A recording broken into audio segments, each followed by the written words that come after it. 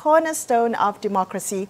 And so it's quite apt that we begin the show with news of Bersih 2.0, urging all MPs to vote against a motion to remove Dewan Rakyat Speaker Muhammad Arif Yusof and his deputy MING. Bersih is also calling for the public to support Arif as Speaker by signing an online petition. According to the Bersih statement, removing the Speaker mid-term is an unprecedented move since the position is usually only vacated when the incumbent either resigns or passes away or during the dissolution of Parliament. Now, if I could very quickly quote an excerpt of the Bersih statement. It says, quote, Bersih 2.0 staunchly opposes Tan Sri Muhyiddin Yassin's motion to remove Arif as the Speaker and his deputy on the first day of the next parliamentary sitting on July 13th. The other deputy Speaker, Rashid Hasnun, who is an MP aligned to Muhyiddin, is unaffected by the move, end quote. And on a related note, the Malaysian Insight today reported that the Perikatan Nasional Government is planning to replace Arif with Election Commission Chairman Azhar Azizan Harun, better known as Art Harun. So we're going to be discussing all this in more depth in just a few minutes with legal experts coming on the show. But first, I mean, how are you digesting all this news, Sharaad? How are you reading it? Absolutely, Melissa. A lot to take in, especially I think with the shock resignation reported early in the day of Art Harun, because, you know, only recently did we have a discussion about whether commissioners could be removed. Apparently, it's very difficult, according to Deputy Chairman Azmi Shara, I guess will become the acting chair until a replacement is found. But the issues around why he's chosen to accept this position and so on, so I think is something we'll have to find out in time to come. The issue centers around Parliament, what we want Parliament to be, Melissa. You know, Bersih in that statement, in urging people to sign that petition, also point out that 44 million ringgit is spent a year on allowances for those who work in Parliament. I mean, the MPs, the Speaker, the Deputy Speaker, all those together, you know, cost the Malaysian public 44 million ringgit. We want it to work. It hasn't been working since the pandemic. Many reasons have been given. Not all of them seem particularly valid, considering many other parliaments in the world have actually operated during this public health crisis. And during a crisis is when you need more democracy, not less of it. And I want to come touch very quickly about the kind of speculation about the nomination of Art Harun as a replacement for Dewan Rakyat Speaker. There's been mixed responses to it, because I noticed that the Selangor BN Information Chief Isham Jalil, he said he was uneasy with the appointment because he reckons if it is true, then this is an awkward proposal, because Art Harun was previously appointed by Dr. Mahathir and is seen to be sympathetic, according to him, a staunch supporter of Harapan. But perhaps that's the perception. Again, a very kind of puzzling piece of news when I heard it. Well, you know, I think what we do see is a lot of jostling, because when we think of the Perikatan Nasional Government, it's a coalition. The partners have been, and members of the parties that are components of this kind of loose coalition have been sniping at each other, have been criticizing each other, you know, and calling it, so there's not, in fact, unthinkable that there should be criticism of the Prime Minister's choice. Now, the Prime Minister's choice is interesting in two ways. One is he wants this motion to be debated on the first day, and it's been allowed by the Speaker of Parliament. They've already come out to say, well, I mean, you know, okay, if it's important, we'll discuss it, but it's the House that needs to make that decision. Right. The other thing is he wants the removal to be immediate, right? So the question again is why? Are there legitimate reasons for the removal? On what grounds? On what grounds? And is it going to be a numbers game? That's going to be part of the conversation for tonight, I guess. We're going to be speaking more about this in a few minutes. But first, in other news, a businessman was acquitted yesterday of attempting to smuggle out pangolin scales valued at more than 100 million ringgit. So the man was accused of attempting to export 227 sacks of pangolin scales, which weighed more than 8,000 kilos. This was back in 2017. However, in the case, the judge ruled that the prosecution had failed to prove the case beyond reasonable doubt. So, from what I understand, poor conviction rates has always been one of the major reasons that continue to allow illegal trade of wildlife to thrive in Malaysia. Melisa, you recently did an interview with an NGO, a representative from the NGO that looks at the trafficking in wildlife. Monitors trafficking. It's called traffic. Now, it's a pun, right? It's an unfortunate pun. The level, the enormity of the crime committed against these unfortunate creatures. Well, we think about how could something like the skin of a pangolin come up to to 100 million ringgit in value, right? It's and 8,000 kilos. 8,000 of just that part of the pangolin, because pangolin meat is also eaten as a delicacy. There are all kinds of reasons why people unfortunately gravitate towards this poor creature and have been devastating, not just the creature, but also the ecology. Right. Melisa, very sad. I mean, what did you learn in that interview, Well, Melisa? I think one of the things, so at that point in time, I think it was a few months ago that I spoke to Traffic, this wildlife NGO, and one of the things that they had put out was a report. And what struck me was when we think of the scale of seizures, that's just the ones that have been caught. So think about all the illegal wildlife, the scale of illegal wildlife trade that goes on that is not caught. So seizures are great, but what happens after that? Is there prosecution? Is there protection of the law, in regulation and in the courts? Yeah, because it's not just a Malaysian story. It's transnational. It's a transnational problem. If our courts are inadequate in prosecuting these individuals or these gangs behind because it is organized crime, isn't it? Indeed, right? So then perhaps the solution is cooperation across national boundaries in order that nobody gets scot-free after, in fact, they've had this massive seizure. It's not like there's no evidence. Right. The evidence is there, and it's a huge amount of it. That's right. Okay, well, we're going to take a quick break. In just a few minutes, we'll be taking a closer look at the motion to remove the current Dewan Rakyat Speaker and one of his deputies. Stay tuned to Consider This.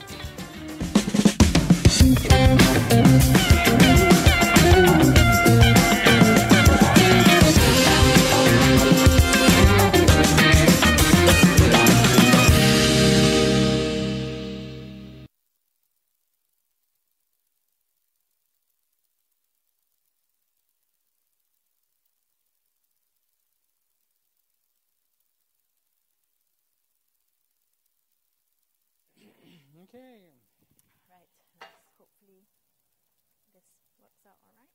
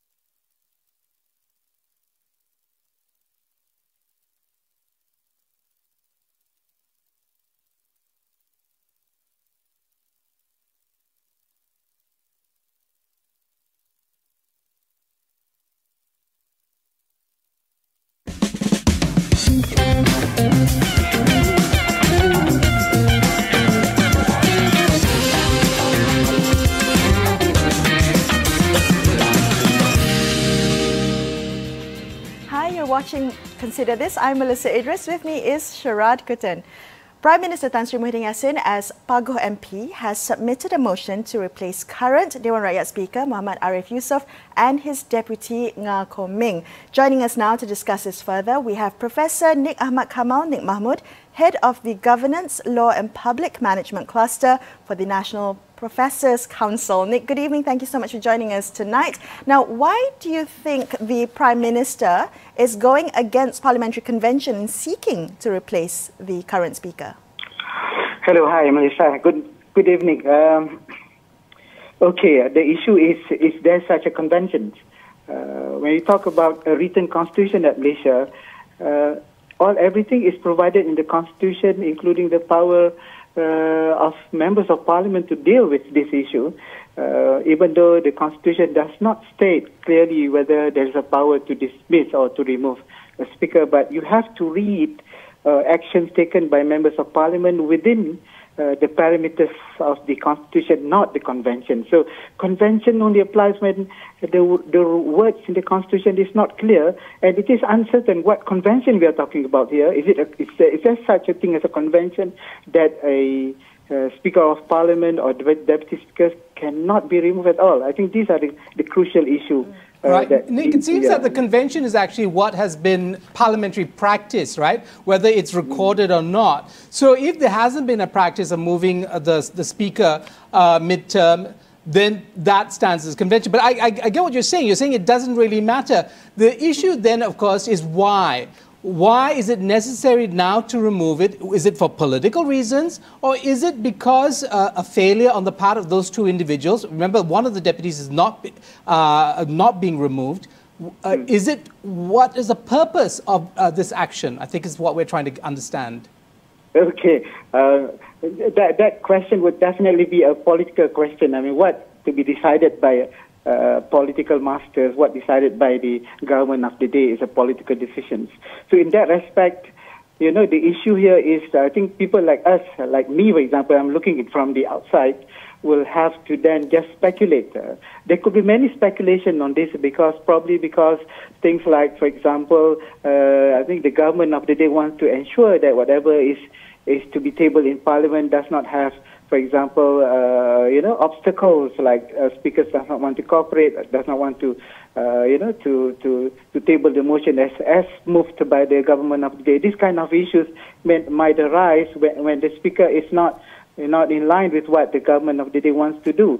And so this is kind of speculation that we can take, we can make to say or to say that that's the reason why the speakers are to be removed. In fact, if we look back in history, the long period, many decades of Barisan National rule, actually, some critics will say, reduced the speaker to, in fact, an appendage of the executive. The issue hasn't been that speakers have been too independent, except that perhaps in this case, where you have a speaker who seems to be non-political. I mean, that seems to be much more the issue.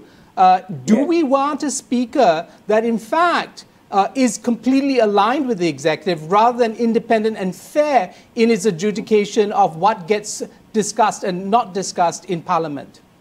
So when you read literatures in the UK, especially about the parliamentary system in the UK, you'll find that a lot of this literature stating about the need for speakers to be neutral and to be non-partisan all the time.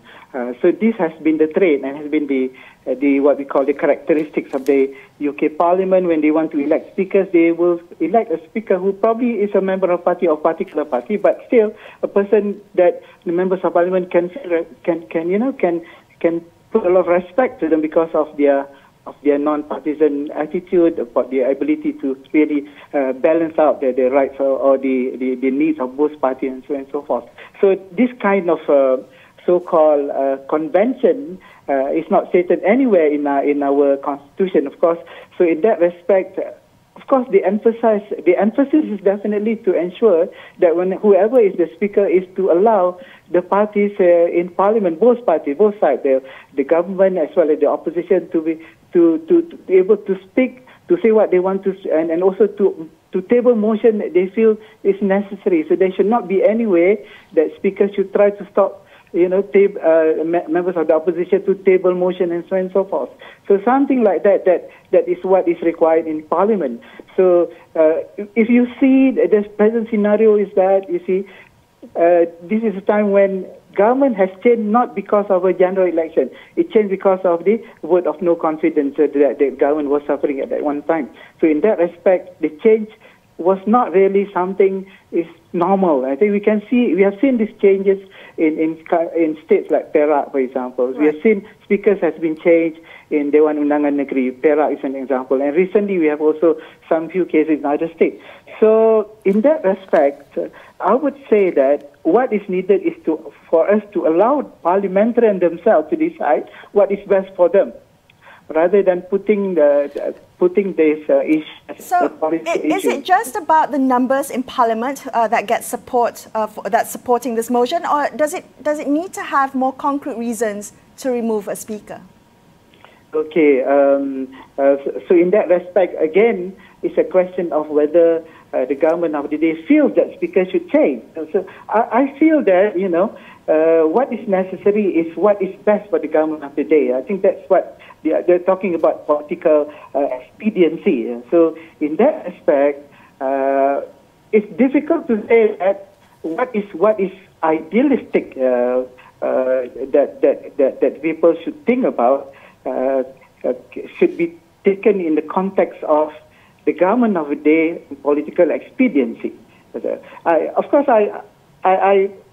am for a speaker who is really not partisan, who are able to deal with issues in Parliament in a manner where he is able to give everyone the opportunity to speak. Professor Nick, do you think Mohammad Arif has been a good speaker in the last almost 2 years that he has had this position? Do you think he's acquitted himself well?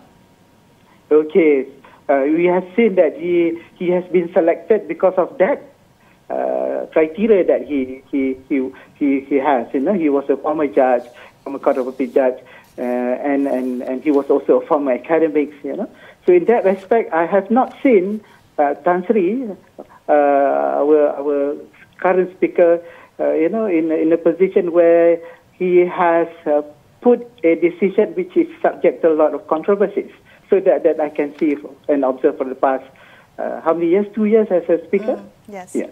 All right. Well, thank you so much for sharing your insights with us. We appreciate your time. Now we're going to take a quick break, but we'll continue this discussion on the letter and the spirit of the law governing the role of Dewan Rakyat Speaker. So stay tuned to consider this.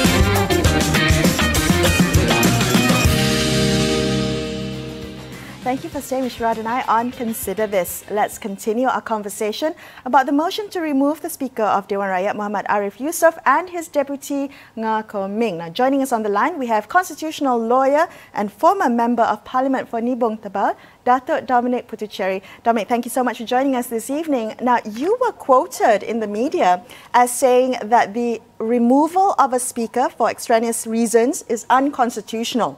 Now, does the law clearly define what is legitimate and what is not as reasons to remove a Speaker of the House?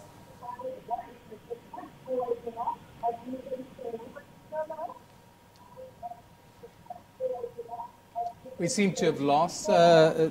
Dominic, are you there? Hello. Hi. Hi.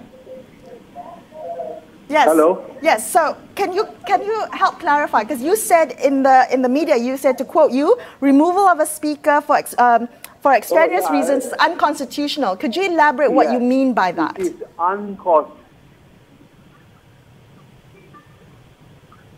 Well, the Dewan Rakyat, when you talk of Parliament, I think you might be more precise. The Dewan Rakyat is an autonomous institution. Yes. As a important part of our democracy. So the question is to you, Dominic, the person who is vested with the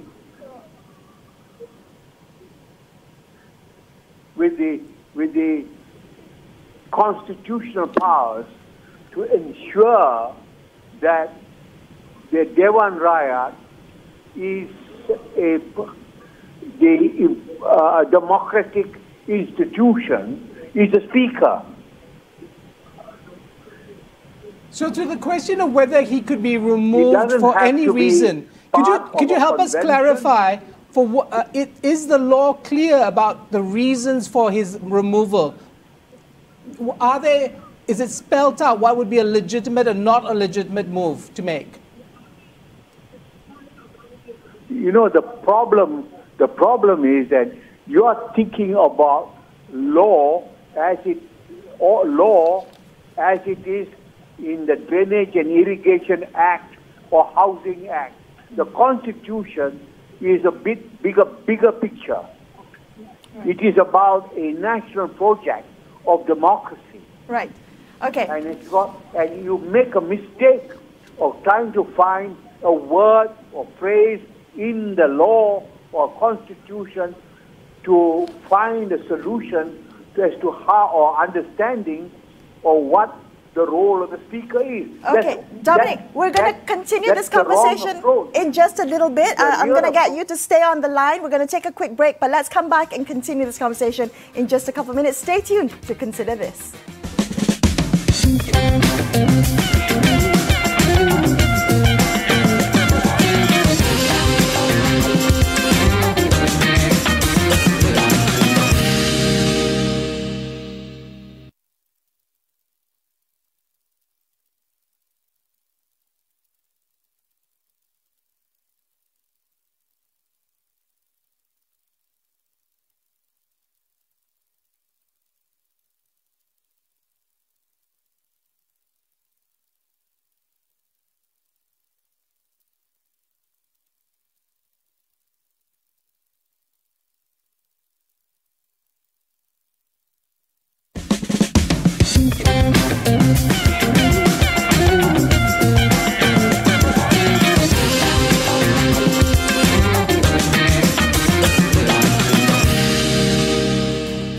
Welcome back to Consider This. I'm Melisa Idris. With me is Sharaad Kuttan. We're speaking to constitutional lawyer and former member of parliament for Nibong Tebal, Datuk Dominic Puthucheary. Now, I wanted to ask you about comment that the former Law Minister Liew View Keong said. He claims the motion by Tan Sri Muhyiddin Yassin was an attempt to avoid a no confidence vote.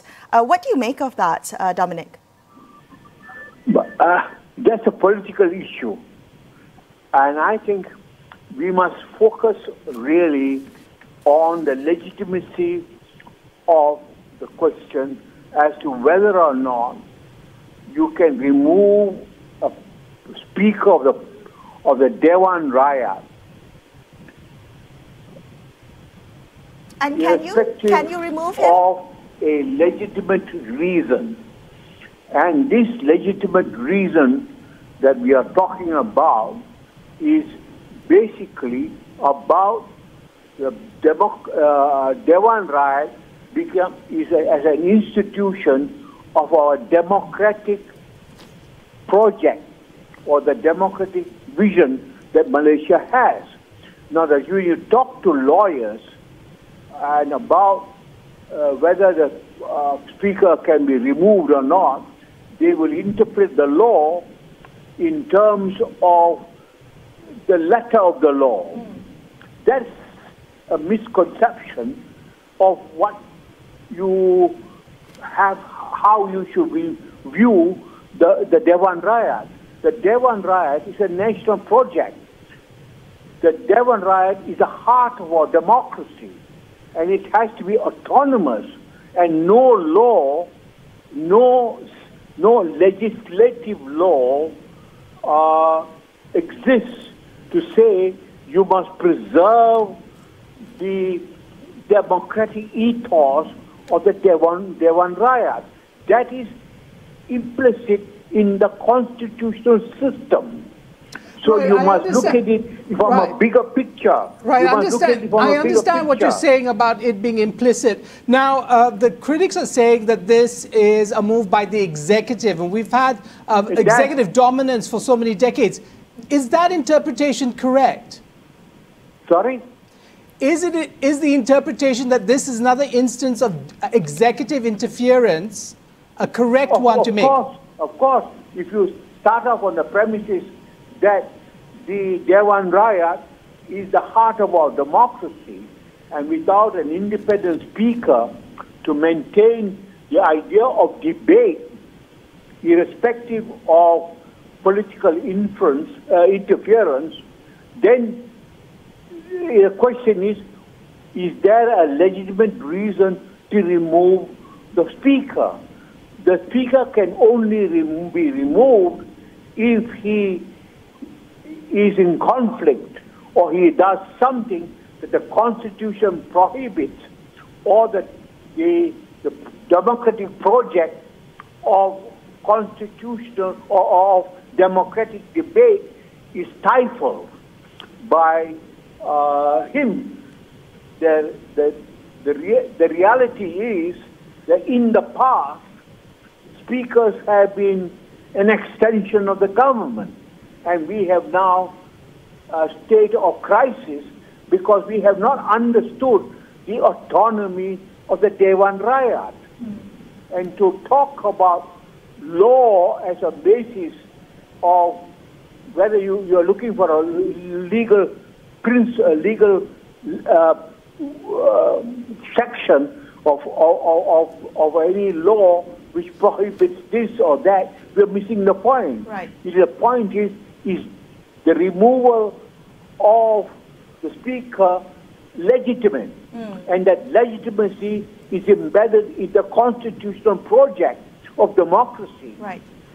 Don't forget that we are a democracy based on the Constitution, and anything that's done to stifle that democracy, then it is unconstitutional. Dominic, thank you so much for speaking with us tonight. The speaker's position is fundamental.